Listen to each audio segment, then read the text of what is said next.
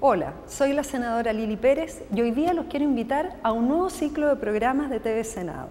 Vamos a tener Chile Mujeres, mujeres destacadas en distintos ámbitos que ustedes no las ven habitualmente fuera de su ámbito. Vamos a conversar con ellas y hoy día vamos a inaugurar nuestro programa con la doctora y neuróloga Andrea Zlaczewski-Chonchol.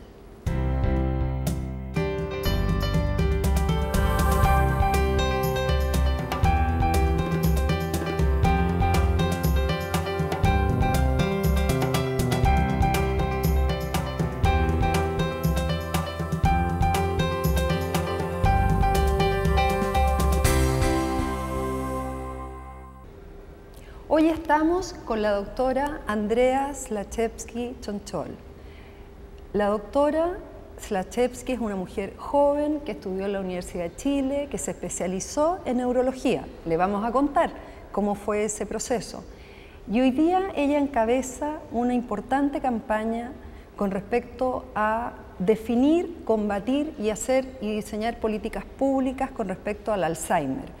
Ella encabeza, junto a un grupo de personas, una campaña que se llama No te olvido, que tal vez algunos de ustedes ya han sabido algo de esto a través de algunos medios de comunicación, y por esa razón, doctora, estamos hoy día contigo en este programa de TV Senado Mujeres de Chile, Chile Mujeres, que es un nuevo programa de TV Senado para entrevistar a mujeres chilenas destacadas que hacen labores que muchas veces no son tan difundidas, y queremos hoy día conversar con usted, doctora, y que nos cuente por qué nace en usted, cuando usted era una veinteañera y se quiere especializar en neurología. ¿Por qué neurología? Bueno, primero, antes que nada, muchas gracias por la invitación, y en verdad no sé muy bien, pero me gustan varias especialidades, partiendo de la salud pública, medicina interna y la psiquiatría, y de cierta manera, cuando pasé por neurología encontré que una especialidad que podía reunir muchas subespecialidades, mucho medicina, y también poco a poco a mí lo que me fue interesando en la neurología fue la neurología cognitiva, la neuropsicología, que trata de entender cómo las bases cerebrales de las funciones subcerebrales superiores, la memoria, el comportamiento, cómo nosotros logramos actuar bien. Y encontré que era una especialidad médica que permitía a la vez atender pacientes con ese trastorno y a la vez investigar por qué la gente es como es. En el fondo, investigar el comportamiento de las personas. Sí. ¿Y eso a usted le apasionó y decidió estudiar y especializarse en neurología? Sí, porque es una especialidad que puede unir un lado humanista y un lado científico.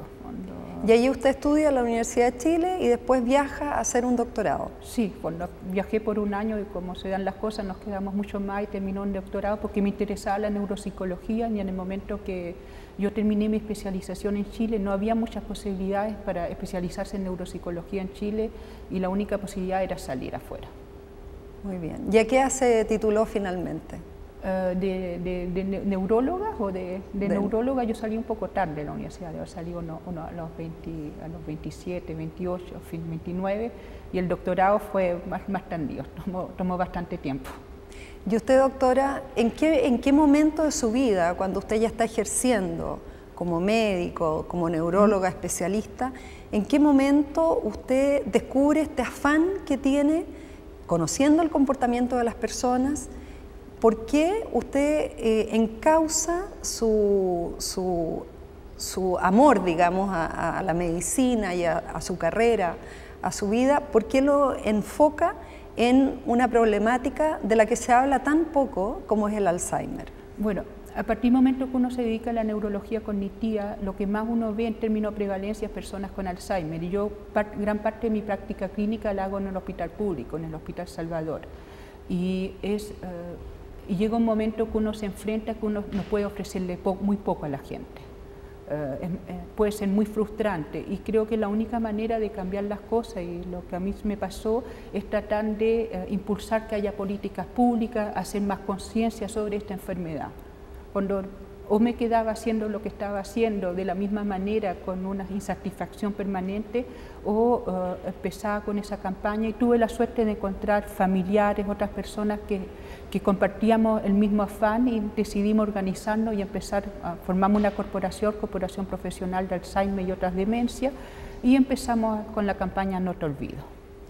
En simple, doctora, para la gente que nos está viendo a través de TV Senado, Chile Mujer, que si usted tuviese que muy simplemente decirle a las personas en qué consiste el Alzheimer y por qué muchas veces se confunde con otras enfermedades. Hay veces que hay personas que creen que sufren de una depresión y van a un psiquiatra a tratarse una depresión, pero era definitivamente Alzheimer. Por ejemplo, ¿cuál es la definición que usted nos puede dar para que la gente en su casa pueda tener claridad de la definición de esta enfermedad? Bueno, eso es lo que se llama una enfermedad neurodegenerativa, que en el fondo por causas que no se conocen, poco a poco empiezan a morirse parte del cerebro, y la característica del Alzheimer, que lo que primero se compromete son las regiones que tienen que ver con la memoria, y la persona poco a poco va perdiendo la memoria, pero además de la memoria también tienen algunos trastornos del comportamiento, con trastornos del ánimo, cambios de la personalidad, y bueno, a medida que avanza la enfermedad, se compromete mucho más a capacidad intelectual y también las capacidades físicas. Ahora el problema es que, por un lado, hay muchas otras enfermedades que comprometen la memoria. Por ejemplo, una depresión puede llevar a trastornos bastante severos de la memoria. Y por otro lado, porque algunas veces se confunde, porque muchas veces no solamente se compromete la memoria, sino los pacientes empiezan con trastornos del ánimo, que son propios de la enfermedad, o como reacciona que van perdiendo sus capacidades intelectuales, entonces van a acudir primero a una consulta por su trastorno de ánimo y no de depresión. ¿Por esa razón muchas veces se confunde el diagnóstico? Sí, el diagnóstico no es fácil, sobre todo en la primera etapa, y obviamente si uno ve a una persona con muchos trastornos del ánimo y trastorno de memoria, uno tiende primero a tratar los trastornos del ánimo antes de llevar el diagnóstico Alzheimer y esperar. Bueno, creo que más vale ser prudente, intentar tratamientos antidepresivos, tratamientos con psiquiatra antes de llevar, sobre todo en personas más jóvenes, antes de hacer el diagnóstico definitivo. Doctora, y en su experiencia durante todos estos años como especialista en neurología y que usted se ha especializado y enfocado en esta área del diagnóstico del Alzheimer, ¿existe una edad promedio? ¿Esto cada día es más temprano o definitivamente son personas de la tercera edad las que están más propensas a desarrollar esta enfermedad? No, el principal factor de riesgo es la edad, y es mucho más frecuente sobre los 65 años, pero también se da en personas jóvenes. Y yo creo que a medida que se ha creado conciencia y se tiende a pensar que se da también en personas jóvenes, estamos haciendo cada vez más el diagnóstico en gente joven de 50, 60 años, porque probablemente antes pasaban por enfermedades psiquiátricas, depresiones que no respondían a los tratamientos, y ahora se hace el diagnóstico. No está claro que haya aumentado la prevalencia, el número de personas jóvenes con la enfermedad, pero sí ha aumentado el diagnóstico. Eso es increíble. Sí. O sea, ha habido una secuencia de adelantamiento, podríamos decir, en la edad de las personas que están desarrollando esta enfermedad. Porque uno piensa, porque antes no se diagnosticaba, no se veía, con lo que uno no era quiere. Invisible. Absolutamente, y ahora lo diagnosticamos, y efectivamente es increíble en la práctica clínica cómo cada vez más estamos viendo gente joven, porque los otros médicos los derivan, piensan que pueden ser eso y se hace el diagnóstico. Pero indudablemente es mucho más frecuente a medida que uno es mayor. Doctora, ¿y cómo es el impacto que tiene en la familia cuando una persona desarrolla esta enfermedad de Alzheimer? ¿Qué es lo que sucede con la familia más cercana? Yo creo que es inmenso, y quizás es porque la familia asume la enfermedad, es que lo hemos invisibilizado tanto. Pero la familia, uno habla claramente de una diada paciente-cuidador, no un cuidador remunerado, sino una persona que realmente es el cónyuge o una hija o una nuera que se tiene que hacer cargo del paciente cada vez a tiempo completo al final de la enfermedad. Y esta persona va a sufrir desmedro en su calidad de vida muy significativo. En términos que va a tener más trastornos de salud mental. Cuando son personas jóvenes muchas veces tienen que dejar de trabajar o deducir significativamente su jornada laboral para dedicarse a una persona con Alzheimer. En fin, la gente lo quiere hacer y lo hace con mucho cariño, y realmente ellos no imaginan no cuidar a su pariente, pero lo están haciendo sin ninguna herramienta para hacerlo bien y sin ningún apoyo, porque llega a ser algo de tiempo completo. Y efectivamente no hay ningún apoyo, pero tampoco hay instrumentos. ¿Cuáles son aquellos instrumentos, cree usted, que son los necesarios que todos nosotros como sociedad conozcamos para hacer además diagnósticos más certeros y más tempranos? Bueno, para hacer el diagnóstico más certero y más temprano hay que pensarlo. Hasta hace poco se pensaba que una persona de edad que perdía la memoria, que se ponía repetitivo, era normal. Se hablaba que se puso senil. Y con la edad, si bien la memoria se pone más frágil, a uno le cuesta más, no hay un deterioro importante de la memoria. Primero hay que pensar que si uno empieza a notar que la persona está deteriorándose, ya no es lo mismo, hay que acudir a una consulta. Y lo otro es todo. O sea, no hay que verlo como una fase de normalidad, que porque una persona va cumpliendo años pierda la memoria y se ponga repetitiva. No. O sea, antes siempre se pensaba, bueno, ya se está poniendo viejo, dice, Sí. o vieja, entonces le está pasando esto. Eso no es así. Un Hay que poner atención. Sí, un envejecimiento saludable es un envejecimiento que la persona sigue autovalente, con dificultades, pero sigue autovalente, no olvida, sigue preocupando de sí mismo y no pierde la memoria. Ya, eso es muy importante. En el fondo, no es cierto que las personas de edad se pongan, como se hablaba, se pongan repetitivos, no sepan lo que hicieron. Una persona de edad debe envejecer con buenas capacidades intelectuales. Eso es lo primero que hay que tener claridad. A partir de eso, ¿qué es lo que viene después? Bueno, lo otro importante es consultar. ¿Por qué es importante consultar? Porque hay muchas otras enfermedades que pueden llevar a trastornos de la memoria sin ser un Alzheimer. Hablamos de la depresión, mal uso de fármacos. En Chile tomamos muchos psicotrópicos y, por ejemplo, hay algunos psicotrópicos que pueden dañar, sobre todo en las personas de edad, más la memoria.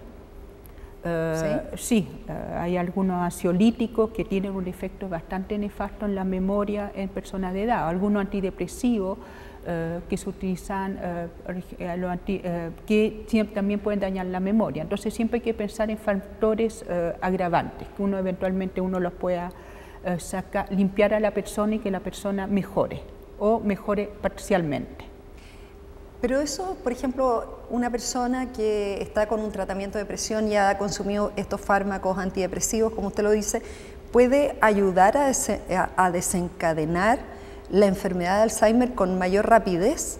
¿Tiene una directa relación? La depresión es un factor de riesgo. Una depresión no tratada aumenta la posibilidad de tener la enfermedad. El problema es que hay algunos antidepresivos que tienen un efecto negativo en la memoria. Entonces uno tiene que elegir, sobre todo en personas de edad, antidepresivos sin ese efecto negativo en la memoria. Eso es bien increíble. Sí, hay algunos antidepresivos que pueden ser porque actúan sobre una molécula que se llama acetilcolina, que es la que falla en la enfermedad de Alzheimer. Y esos antidepresivos que disminuyen la acetilcolina es como si finalmente una de las moléculas más importantes para la enfermedad, si uno las disminuye químicamente, obviamente va a fallar la memoria.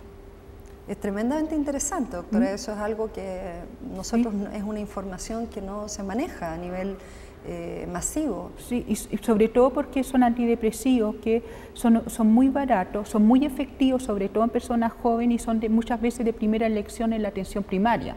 Entonces uno puede hacer mucho sacando esos fármacos en personas de edad y elegir otros que también son de muy buena calidad y que pueden ayudar a la persona. O sea que hay un factor, siempre uno debe buscar factores agravantes. Y si uno ve la cantidad de fármacos que toman las personas de edad en Chile, siempre hay que pensar en los potenciales fármacos agravantes. O sea, aquí claramente un factor muy relevante es un diagnóstico acertado y temprano. Segundo, el consumo de fármacos que puedan agravar esta situación de desencadenamiento de la enfermedad de Alzheimer. Y lo tercero que usted ha mencionado es el cuidado o las personas que cuidan, que siempre es alguien del entorno familiar más cercano a la persona que ha desarrollado esta enfermedad. Sí, y está absolutamente comprobado que si uno a las personas que cuidan a la enfermedad, uno le hace un apoyo psicoeducativo, uno le enseña cómo actuar con una persona que va perdiendo sus capacidades, el convivir es mucho más fácil. Si uno también le da espacio de contención, porque es muy difícil, es muy desgastador y ellos tienen también derecho tienen que tener el momento para expresar su rabia, liberar si uno les da a la vez herramientas educativas y herramientas de apoyo terapéuticos, psicoeducativos, ayudan a que vivan mucho mejor con la enfermedad. Y lo otro que son los centros de día. Si uno piensa que actualmente en Chile hay toda una campaña muy importante de las salas cuna para que las mujeres puedan trabajar, y como uno de los elementos principales para salir de la pobreza. Si vemos lo que es el envejecimiento futuro de la población, lo que va a llevar a que la gente no pueda trabajar es tener que cuidar a un adulto mayor con enfermedad de Alzheimer o otra demencia. Vamos a hacer un corte muy pequeño, doctora, y vamos a volver para que usted nos cuente en profundidad de qué se trata la campaña con respecto a tener políticas públicas de plan de combate al Alzheimer.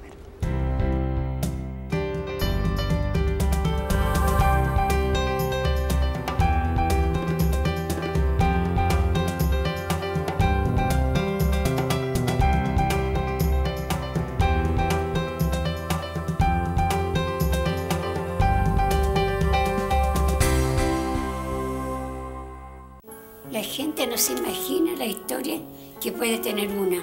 Empecé a dar mis primeros pasos sola y luego seguí aprendiendo. Más de 40 años bailando. Empecé con danza clásica y terminé haciendo folclore. Y sigo aquí, bailando y enseñando, con el favor de Dios. 40 años parecen mucho tiempo.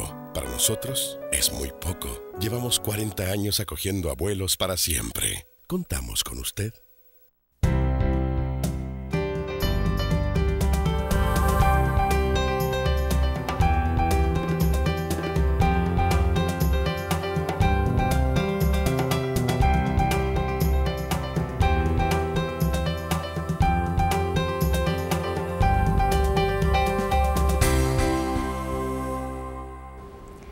Doctora, ya estamos de vuelta y ahora nos vamos a ir derechito a la campaña que usted está encabezando, que es No Te Olvido, que está en varios medios de comunicación, la hemos visto, que varios le hemos colaborado con un pequeño granito de arena. Yo sé que usted ha tenido también reuniones con el ministro de Salud para este asunto. Quiero que nos cuente, que la gente que nos está viendo a través de TV Senado Chile Mujer conozca de qué se trata esta campaña, cuáles son sus objetivos, a quién se le ocurrió esta idea, por qué ustedes se reúnen, porque son personas muy distintas. No todos son médicos, no todos son doctores ni expertos en neurología, son personas muy diferentes a las que la une este gran objetivo. Yo quiero que usted nos cuente sintiendo que tiene mucho tiempo para contarnos, porque la queremos escuchar a usted, que nos diga de qué se trata esta campaña, cómo se puede colaborar y qué es lo que se pretende como objetivo. Bueno, un poco el inicio de todo eso, que a mí me tocó atender a Benjamín Chacana, que es la mamá de Benjamín Chacana. Benjamín Chacana es un ingeniero, su mamá tiene Alzheimer, y poco a poco fuimos conversando de la realidad de las personas con Alzheimer en Chile. Yo desde la perspectiva de salud pública y él más bien desde la perspectiva que él tenía una familia que podía ayudar a su mamá, pero se daba cuenta que estaba en una situación favorecida. Y a los dos nos surgió la necesidad de que teníamos que hacer algo para cambiar las cosas. Y fuimos aglutinando gente, se fue sumando otra gente, hay muchos ingenieros, porque el ingeniero de la Universidad de Chile, y psicólogos, y otros médicos, y nos fuimos sumando. Y lo primero que hicimos fue creamos una corporación profesional de Alzheimer y otras demencias. Y partimos que lo que teníamos que hacer de esto algo visible, lo que había que impactar.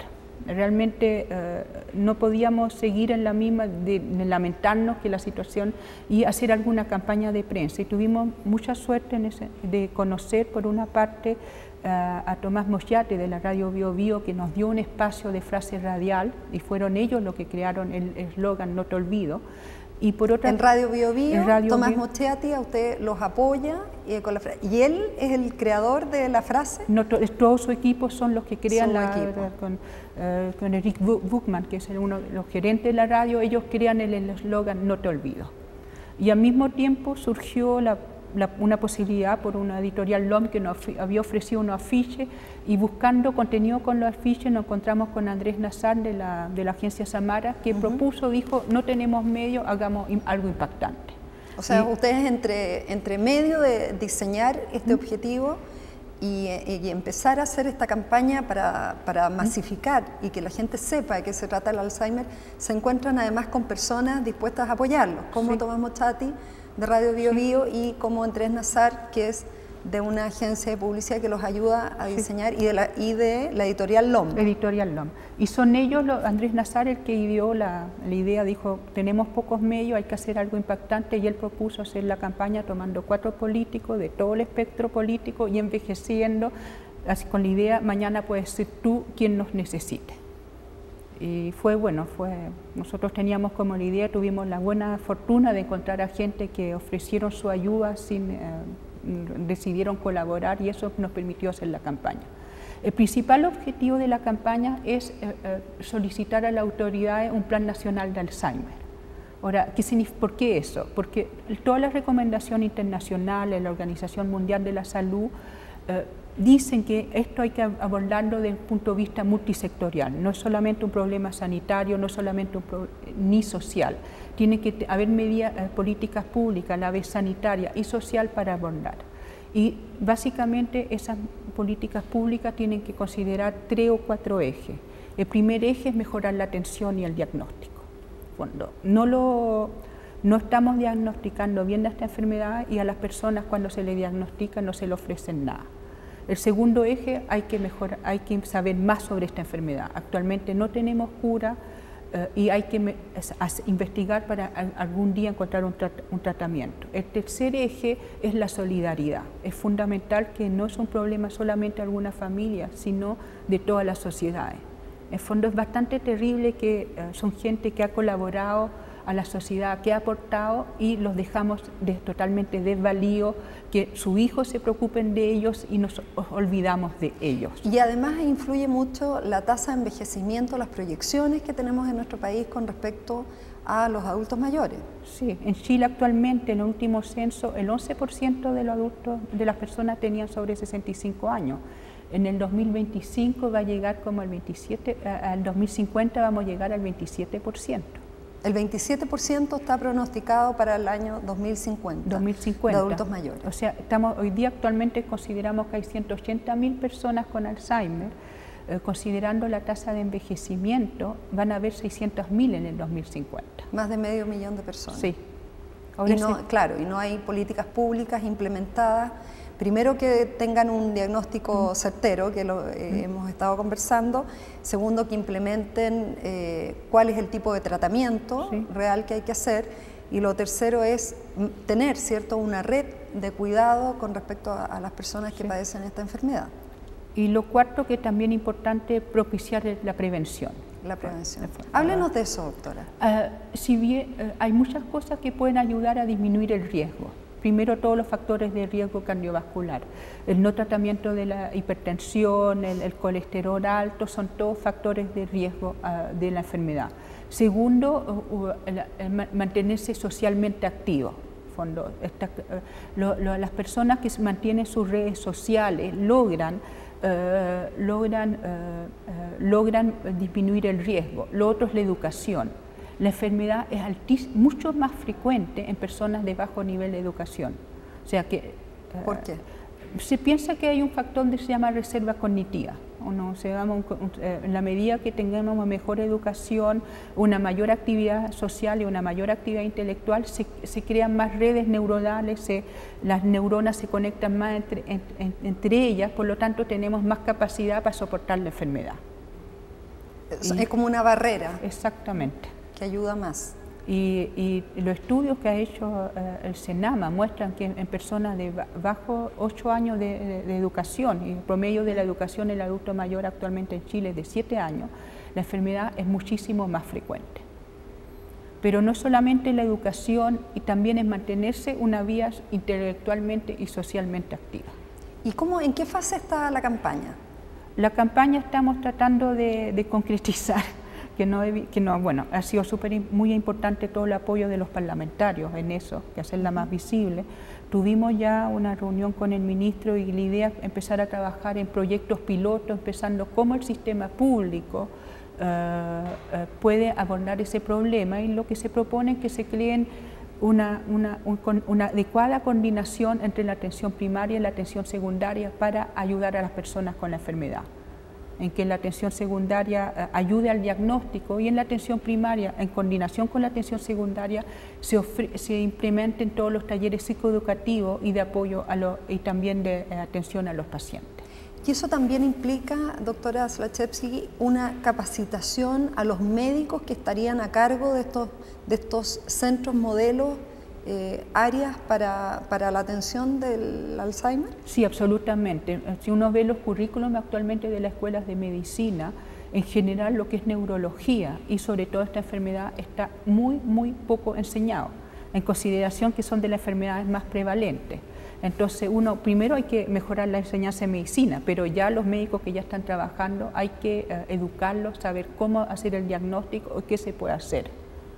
La sensación, si uno habla con muchos médicos de atención primaria, es como un nihilismo. Primero, no hacen el diagnóstico porque no saben muy bien, y segundo, ¿para qué voy a hacer el diagnóstico si no tengo nada que ofrecer? Claro, no tienen las herramientas para ofrecer al paciente ni a su entorno en la práctica. Exactamente. ¿Y cuál es la idea, doctora? ¿Están avanzando en esto de crear algunos lugares?